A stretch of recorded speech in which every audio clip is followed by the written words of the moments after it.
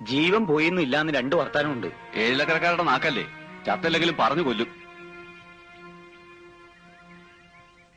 നിങ്ങളൊന്നും മിണ്ടാണ്ടിരിക്കെ. മെഡിക്കൽ കോളേജിൽ പോയി കണ്ടുവന്ന അടിയോടിയാ പറഞ്ഞത്. ജീവനുണ്ട്, മാത്രമല്ല പരിക്കൊന്നും അത്ര സാരമുള്ളതും അല്ല. അത് അങ്ങനെ ചാവുന്നത് അടിയൊന്നും അല്ല, തലയർത്തിട്ടാ കൂടും. അതാ എനം.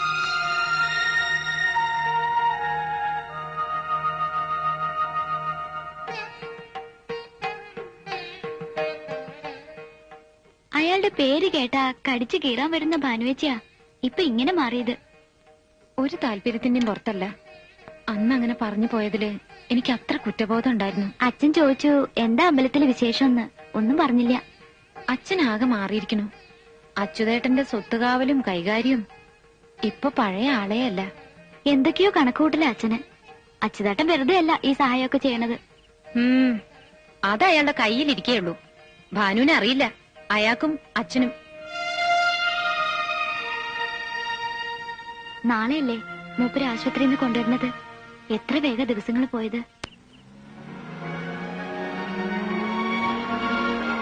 മംഗലശ്ശേരിക്കാ വന്നുല്ലേ? ഇനി ശേഖരന് പോവാ, ആസ്പത്രിയിലേക്കല്ല. നീലകണ്ഠൻ ഒരു സാവകാശമില്ലാത്ത ആളാ. ഇന്ന് തന്നെ വല്ലതും നടക്കും.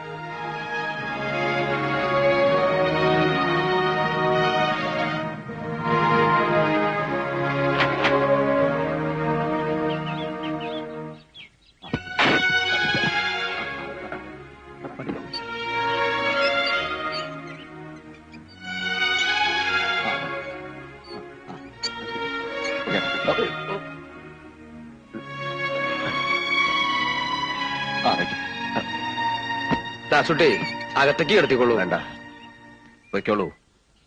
എന്നിട്ട് വിവരം അറിയാൻ കാത്തു നിൽക്കുന്നവരോട് പറഞ്ഞേക്ക് പാതി ചത്തൂന്ന്. ഇടത്തെ കൈയും ഇടത്തെ കാലും. അത് കണ്ട് ചിരിക്കാൻ താല്പര്യമുള്ളവർക്ക് ഇവിടെ വരാം. സഹതപിക്കാനാണെങ്കിൽ ഒരു നായന്റെ മോൻ ഇങ്ങോട്ട് വരണ്ട.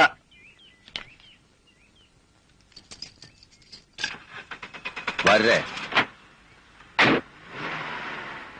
പടിഞ്ഞാറ്റ മുറിയില് കുപ്പി ഉണ്ടാവും, ഒന്നിങ്ങെടുക്കൂ. ഇത്തിരി വെള്ളവും. പടിഞ്ഞാറ്റയിൽ നിന്നല്ല, ഈ വീട്ടിൽ എവിടെയും കുപ്പിയില്ല. ഇനി ഈ തൊടിയിൽ കള്ള് കയറ്റുന്ന കാര്യം പറയണ്ട, അത് നടക്കില്ല. ആഹാ, ഒറ്റ ചവിട്ടയാൾ ചേരും. ചവിട്ടാലോ? ഓ, നേരെ നിന്നിട്ട് വേണ്ട ചവിട്ടാൻ. എനിക്കത് അറിയാല്ലേ അല്ലേ?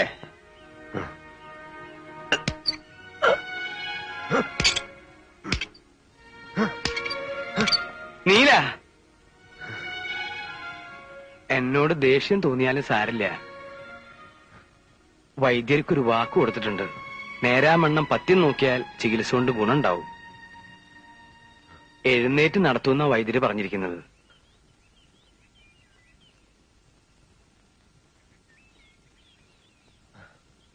ഇന്നേ വരെ ഞാൻ അനുസരിച്ചിട്ടേ ഉള്ളൂ. ഈ കാര്യത്തിൽ ഞാൻ പറയണത് കേൾക്കുക. എല്ലാവരും എന്നോട് കാരുണ്യം കാട്ടുകയായിരുന്നല്ലോ ഭാര്യരെ.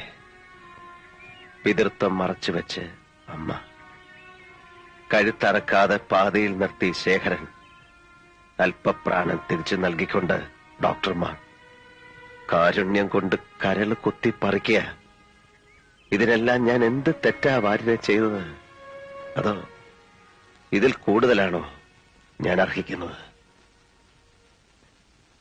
എങ്കിൽ എനിക്ക് വയ്യ ഭാര്യരെ.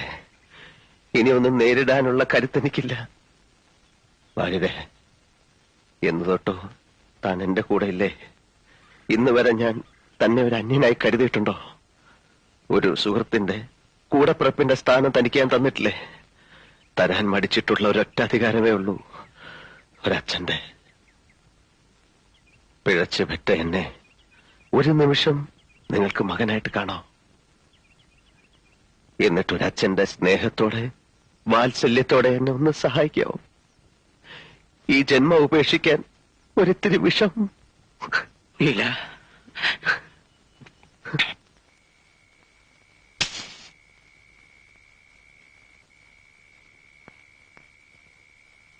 കാലം ഒരുപാടായി നീ ഒരു മോഹമായി മനസ്സിൽ കയറിയിട്ട്.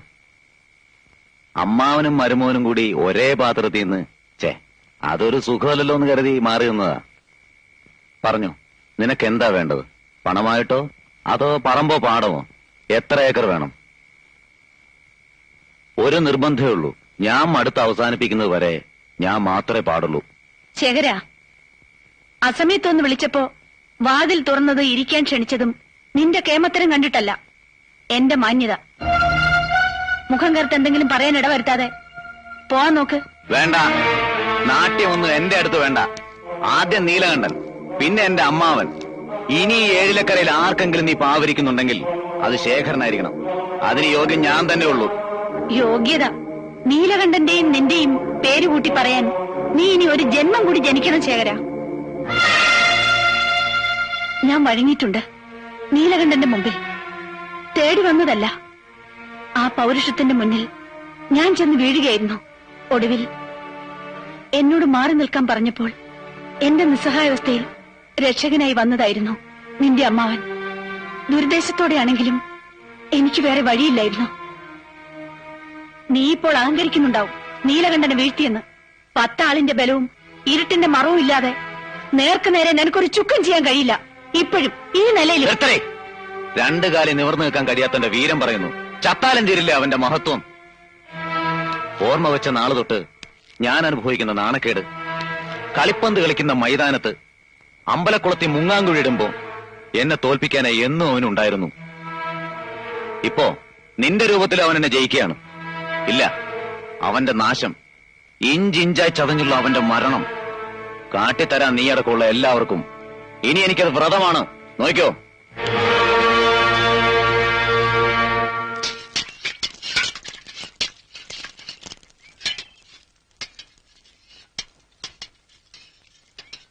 വൈദ്യരെ, വല്ല ഗുണമുണ്ടാവുമെന്ന് തോന്നുന്നുണ്ടോ, അതോ പോക്ക് തന്നെയാണോ?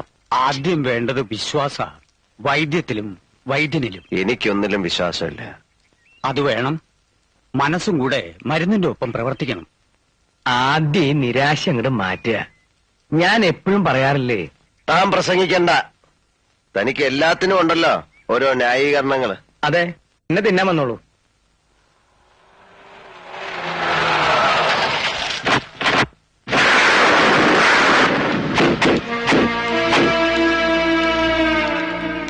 ആരാ അത്? നീലാണ്ട, ഞാനാടാ ശേഖരൻ. നീ ചത്തിട്ടില്ലെന്നറിഞ്ഞപ്പോഴാ എനിക്ക് സമാധാനായത്. ഇനി കളി ഞാൻ തുടങ്ങാൻ പോണേ ഉള്ളൂ. ഓരോന്ന് എണ്ണി പറഞ്ഞു ഞാൻ കുത്തും. എന്നിട്ട് ഇഞ്ചിഞ്ചായി. ഇല്ല, കൊല്ലില്ല. പകുതി ചത്ത നിന്നെ കൊല്ലുന്നതിൽ എന്താ രസം? ചികിത്സ നടക്കട്ടെ, ഞാൻ കാത്തിരിക്കാം. 2 കാലയിൽ എഴുന്നേറ്റ് നടക്കാറാവുമ്പോ നിന്നെ ഞാൻ എന്റെ അടുക്ക വരുത്തും. നീ എന്താടോ ഒന്നും മിണ്ടാത്തത്? എന്താടോ കളവ തന്റെ മുഖത്തൊരു കടുപ്പം? എന്നെ അങ്ങ് കടിച്ചു കയറി കളയുമെന്ന് തോന്നുന്നുണ്ടോ? കണ്ടാ നിർത്തടാ ചറ്റേ. ഓ, അപ്പൊ നിന്റെ നാക്ക് ഇറങ്ങിയിട്ടില്ലല്ലേ? ഇല്ലടാ, നോയിന്റെ മോനെ. കിടക്കടാ, ഉണക്കാണ്ട് കിടക്ക്.